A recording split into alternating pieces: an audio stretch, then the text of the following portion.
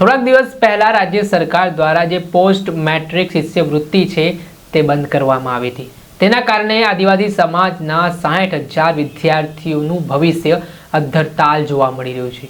તેની પાછળનું કારણ છે કે આદિવાસી સમાજના વિદ્યાર્થીઓ છે તે આ યોજના થકી શિક્ષણ મેળવતા હતા, જેમાં બીએસસી નર્સિંગ, મેડિકલ ક્ષેત્ર હોય કે પછી અલગ અલગ ક્ષેત્રોમાં તેમને સારી એવી આર્થિક મદદ પણ સરકારની આ યોજનાથી થતી હતી।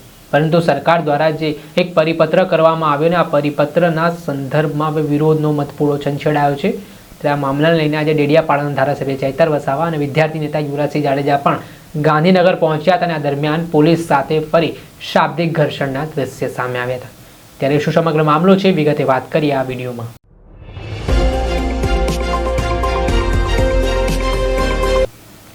નમસ્કાર દર્શક મિત્રો, સ્કાયનેટ મીડિયામાં આપનું સ્વાગત છે। હું છું ફૈઝાન। આદિવાસી સમાજના વિદ્યાર્થીઓ જે પોસ્ટ ગ્રેજ્યુએટ શિષ્યવૃત્તિ સરકાર તરફથી કેન્દ્ર સરકાર જેમાં 75% અને 25% રાજ્ય સરકાર દ્વારા આદિવાસી સમાજના વિદ્યાર્થીઓનું ઉત્થાન થાય, તેઓ સારું શિક્ષણ મેળવી શકે તે માટે સહાય તરીકે ચૂકવવામાં આવે છે। પરંતુ થોડાક દિવસ પહેલા એક પરિપત્ર ગાંધીનગરમાંથી બહાર પડે છે અને જે પરિપત્રમાં 2010થી જે પોસ્ટ મેટ્રિક શિષ્યવૃત્તિની યોજના હતી તેને બંધ કરવામાં આવશે તે પ્રકારની વાત કહેવામાં આવે છે। તેના કારણે આદિવાસી સમાજના વિદ્યાર્થીઓમાં નારાજગી જોવા મળી છે। અંદાજિત 60,000ની આસપાસ વિદ્યાર્થીઓ છે તે અત્યારે શિષ્યવૃત્તિ મેળવતા હોવાની વિગતો કહેવાઈ રહી છે। આ ઘટનાના સંદર્ભમાં ડેડિયાપાડાના ધારાસભ્ય ચૈતર વસાવા અને વિદ્યાર્થી નેતા યુવરાજસિંહ જાડેજાએ આજે બિરસા મુંડા ભવન ગાંધીનગર કચેરી ખાતે આદિજાતિ વિકાસ કમિશનર કચેરી આજે કમિશનરને મળવા માટે પહોંચ્યા હતા। આ દરમિયાન પોલીસ અને ધારાસભ્ય ચૈતર વસાવા વચ્ચે ફરી એક શાબ્દિક ઘર્ષણના દ્રશ્ય પણ સામે આવ્યા હતા। પહેલા તો દ્રશ્ય સામે આવ્યા છે, દ્રશ્ય આપ જોઈ લો। ભવિષ્યનો સવાલ છે, વાલીઓ છે, વિદ્યાર્થીઓ છે, એટલે અમે અહીંયા જ રજૂઆત કરીશું।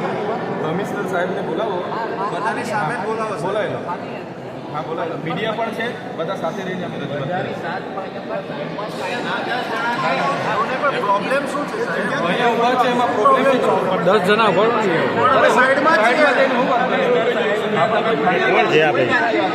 સાઈડમાં જવાનો સવાલ ભવિષ્યનો સવાલ છે। અમે સાહેબને કન્વેન્સ કરીને બોલાવ્યો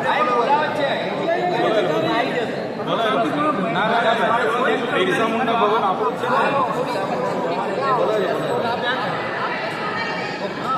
સાહેબ, તમે અમને ના સમજાવશો?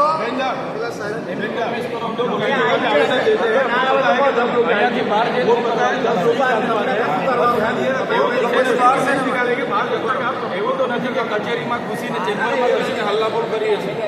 આ જગ્યા છે, ઉભા છે ને, અમારો અધિકાર છે ભાઈ। હા તો અમને કન્વેન્સ કરતા સાહેબ શ્રી તમે એમને બોલા એમને કન્વેન્સ કરો, શાંતિ રાખો, જીબાદોડી કરવાનો કોઈ મતલબ નથી। તો તમે કહેતા તો અહીંયા બેસી જઈએ, તો પછી આપણે સાઈડ પર રહો, આ બાજુ આવતા રહો। અરે પણ આવતારો ને આપણે અમે બધા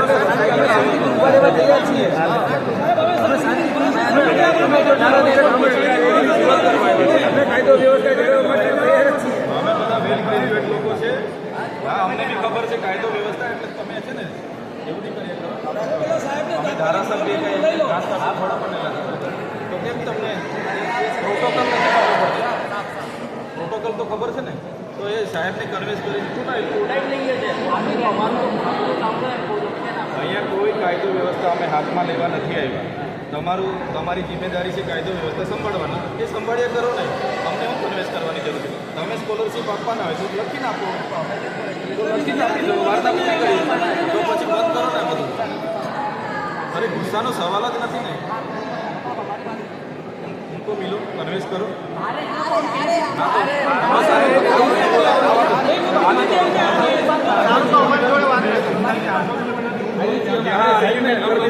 हमारे साथ आर्ग्यूमेंट हमारे साथ आर्ग्यूमेंट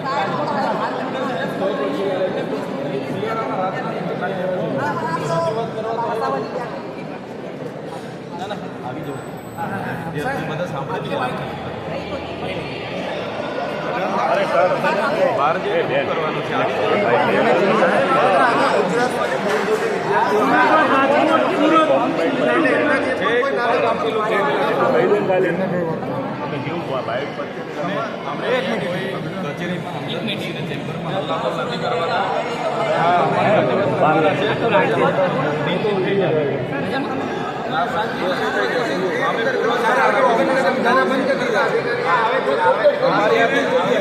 અમારી હાથે આર્ગ્યુમેન્ટ કરો છો એના કરતા તમે અધિકારીઓ સાથે મળે કન્વેન્સ કરો અમારો પૂરો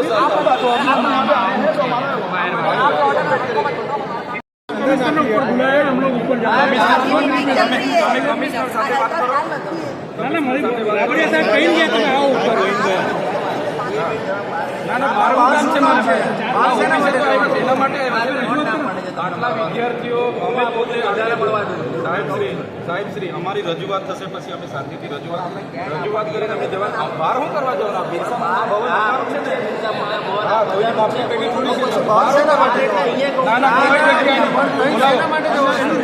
ધારાસભ્યશ્રી આવેલા છે મેડમ બોલાવો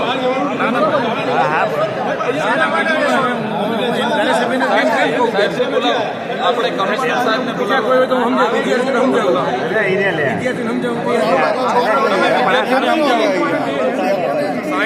મેડમ 60,000 વિદ્યાર્થીઓનો ભવિષ્યનો સવાલ છે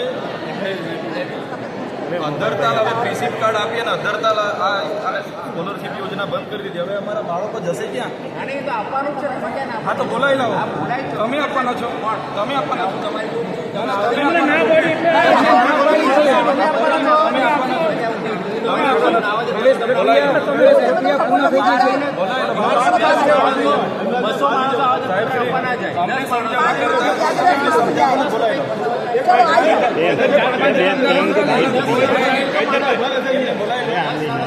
અમને કન્વિન્સ કરવા કરતા એમને કન્વિન્સ કરો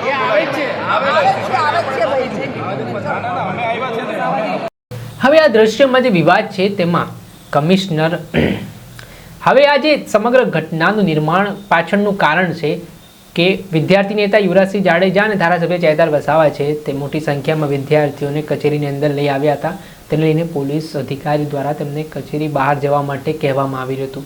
તે સંદર્ભમાં જ ચૈતર વસાવા છે તે જીદ પકડીને બેઠા હતા કે જ્યાં સુધી આદિજાતિ વિકાસ કમિશનર કચેરી છે તેઓ નીચે નહીં આવે, મળવા નહીં આવે, તેમની સમસ્યાઓનું સમાધાન લાવવામાં નહીં આવે તો તેઓ ત્યાં જ રહેશે. આને જ લઈને વિવાદ વકર્યો હતો અને થોડી નોકઝોક પોલીસ અધિકારી અને ચૈતર વસાવા વચ્ચે થઈ હતી. જોકે અંતે આદિજાતિ વિકાસ કમિશનર કચેરીએ તેમને મળવાનો સમય આપ્યો હતો અને જેમાં ધારાસભ્ય ચૈતર વસાવા, વિદ્યાર્થી નેતા યુવરાજસિંહ જાડેજા અને તેમના સાથે અન્ય જે સાથીદારો છે તેઓ આદિજાતિ વિકાસ કમિશનર કચેરીને મળવા પહોંચ્યા હતા. અને એવું પણ કહેવાય રહ્યું છે કે આ મામલાની ગંભીરતા લઈને તેઓ કેબિનેટમાં અધિકારી રજૂઆત કરશે અને જે શિષ્યવૃત્તિ છે વિદ્યાર્થીની તે ફરી શરૂ કરવા માટે કામગીરી કરવામાં આવશે. આને લઈને ધારાસભ્ય ચૈતર વસાવાએ ચીમકી પણ આપી છે કે જો 10 દિવસની અંદર ફરી આ યોજના પૂર્વવત કરવામાં નહીં આવે તો તેઓ વિદ્યાર્થીઓને સાથે રાખીને સમગ્ર ગુજરાતની આદિજાતિ વિકાસ કચેરી છે ત્યાં વિરોધ નોંધાવશે અને ખંભાથી તાળા પણ મારશે. દર્શક મિત્રો, સ્કાયનેટ મીડિયાને આપ લાઈક કરો, સબસ્ક્રાઇબ કરો અને શેર કરવાનું ભૂલતા નહીં.